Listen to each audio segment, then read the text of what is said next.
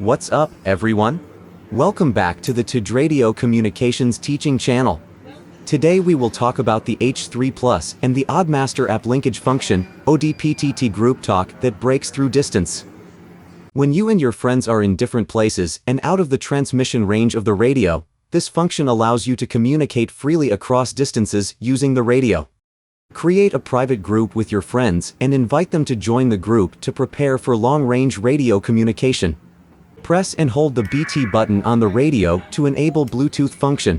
Enter menu 5 Bluetooth settings to view the currently displayed Bluetooth name, such as TD-H3 plus 1234.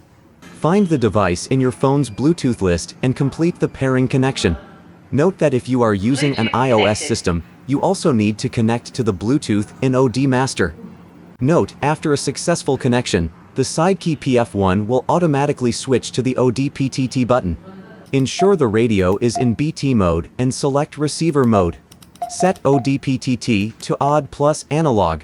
Then open Odmaster to enter your exclusive group with friends. Finally, hold down the side key PF1. The screen will display a red Odmaster icon enabling communication.